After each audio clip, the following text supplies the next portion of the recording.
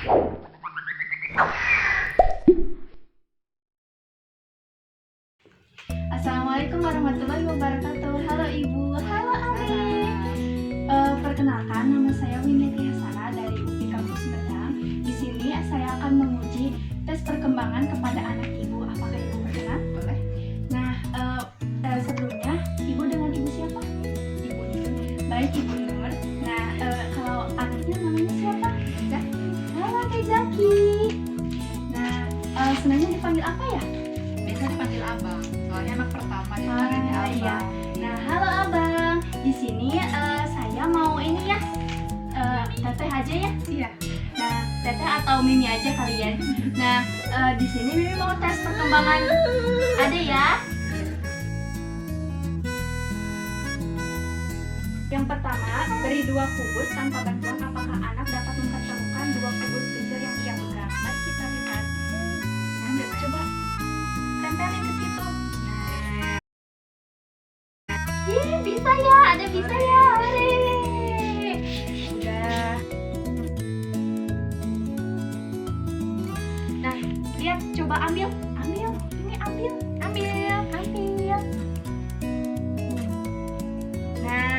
Nah, pinter, makan. Pinter abangnya, pinter. Jangan sendiri atau jangan berpegangan. Bisa. Bisa ya adanya ya. Alhamdulillah. Alhamdulillah selesai. Ibu, apakah anak dapat bertepuk tangan atau melambai-lambai? Jawab tidak jika ia membutuhkan bantuan. Bisa ya Nadia. Coba. Lalu selanjutnya, apakah anak dapat mengatakan papa ketika memanggil atau melihat ayahnya? Dan apakah dapat mengatakan mama jika memanggil ibu? Udah bisa manggil mama sih. Kalau papa bisa. Tapi apakah sekarang kalau jarang? Tapi memanggil mama bisa.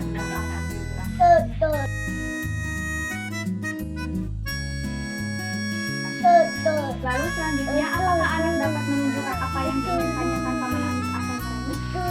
Alhamdulillah.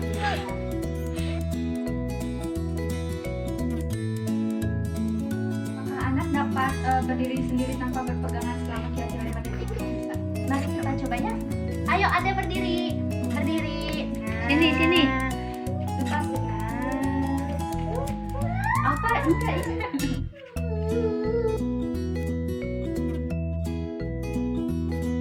Ya, apakah anak dapat berdiri sendiri tanpa berpegangan selama 30 detik atau lebih? Kita coba ya, Bu. Nah, ada berdiri dulu. Coba. Berdiri. Ada pegang apa? Mau kemana? Bisa ya.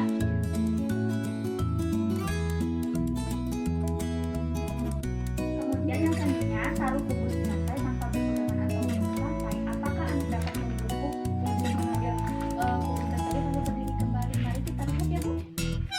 Ambil itunya. Ambil. Nah, iya. Yeay, bisa. Selesai ya.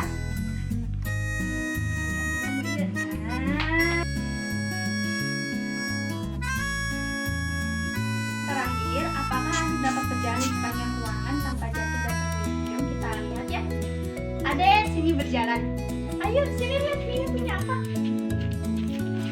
Ini ada Ibu. Punya apa?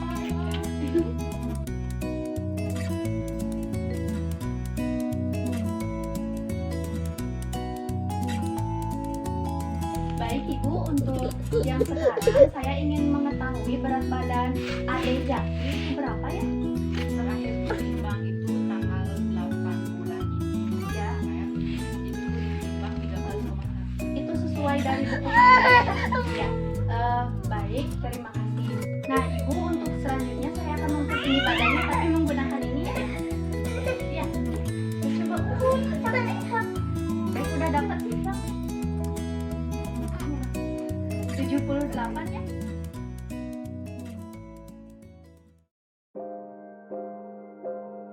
Assalamualaikum warahmatullahi warahmatullahi wabarakatuh. Waalaikumsalam. Ibu, perkenalkan nama saya Winiatri Hasanah, biasa dipanggil Winia saja. Saya dari UPI Kampus Sumedang. Di sini saya akan mempromosikan kesehatan mengenai diare tanpa dehidrasi dan penata laksanaannya pada bayi muda. Iya. Nah, untuk selanjutnya Ibu mohon memperhatikan ya, soalnya nanti saya akan memberikan pertanyaan dan Ibu juga boleh bertanya kepada saya. Iya. Seperti itu. Nah, mungkin langsung saja ya. Iya. Nah, sebenarnya apa sih itu diare? Nah, diare itu biasanya ditandai dengan seringnya si kecil buang air besar dengan tinja yang encer atau berair dan lebih sering dari biasanya, bisa lebih dari 3 kali atau lebih dari biasanya. Misal si anak itu biasanya 2 kali, sekarang menjadi lebih dari 3 kali, berarti itu bisa disebut dengan diare ya. Lalu jenis diare itu apa aja? Nah, diare itu ada diare akut sama diare kronis. Nah, diare akut itu terjadi sampai dengan 7 hari. Kalau diare kronis itu lebih dari 2 minggu. Begitu.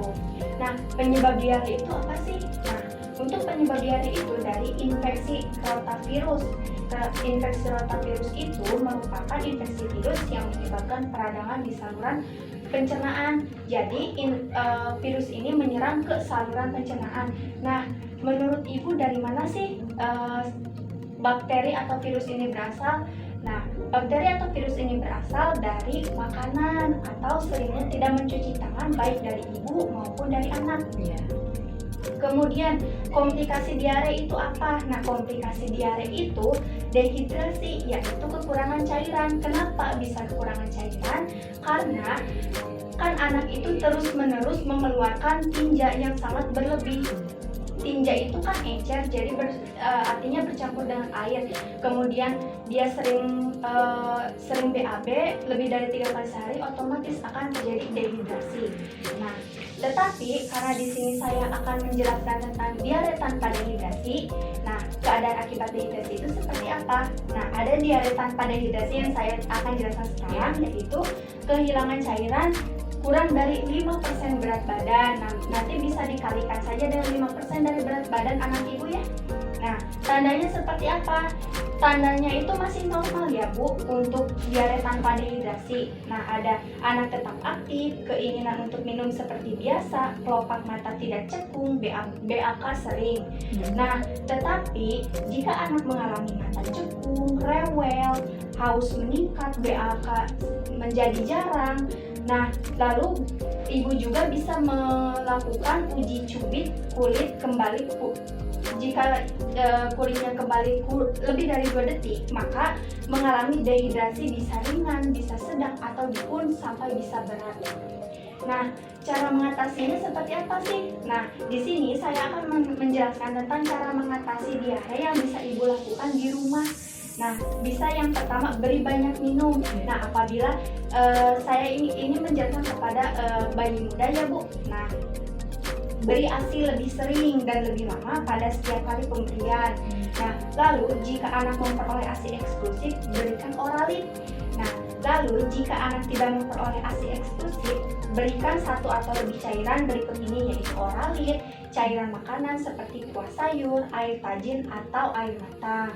Nah, untuk umur kurang dari 1 tahun, Oralit ini bisa diberikan 1/4 sampai setengah gelas.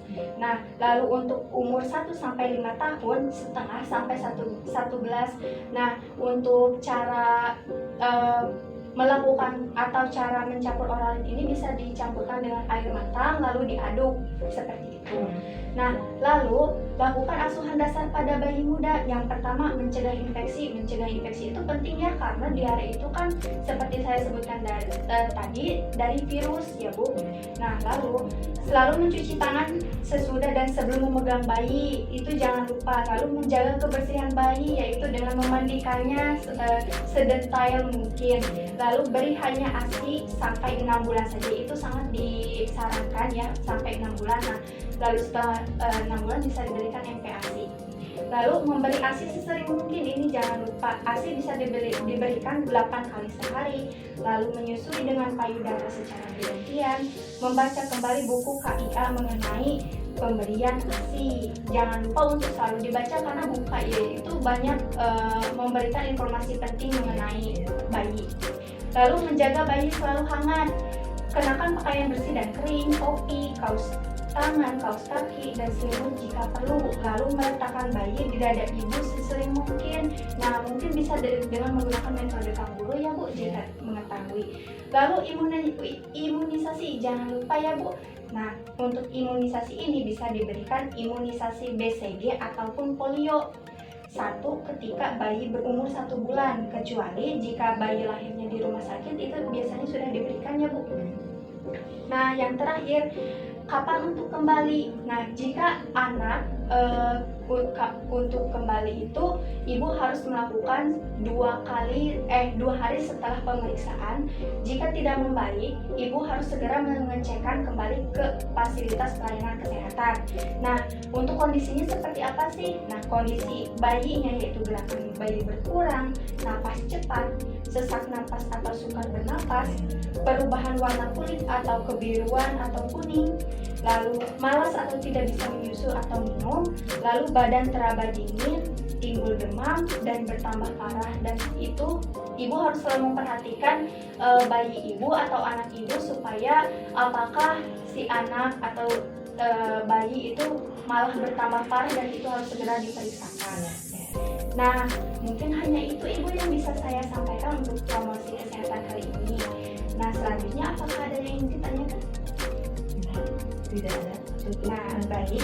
Nah, kalau begitu, kalau tidak ada, saya akan bertanya kepada ibu. Nah, ibu, saya ingin bertanya, jika ibu tidak bertanya, mengenai kapan, dalam kondisi apa bayi harus segera dibawa kembali ke fasilitas pelayanan kesehatan. Jika gerakan bayi berkurang, napas cepat, Ya. tidak bisa menyusu atau minum, itu Oh, betul sekali ya Ibu, itu harus selalu diingat ya Bu. Iya, iya. Nah, mungkin hanya itu yang bisa saya sampaikan. Nah, ini ada leaflet untuk Ibu, Iya. untuk Ibu simpan dan selalu mengingatkan kepada tetangga-tetangga yang lain diare itu apa dan harus memperhatikannya seperti apa. Nah, jika bertambah parah jangan lupa untuk selalu memeriksakan kepada fasilitas pelayanan kesehatan. Iya. Nah, mungkin hanya itu Ibu yang bisa saya sampaikan. Iya. Terima kasih Ibu atas waktunya. Sama-sama. Mohon maaf saya mengganggu. ya nggak apa-apa. Mungkin hanya itu ya Bu. Wassalamualaikum warahmatullahi wabarakatuh.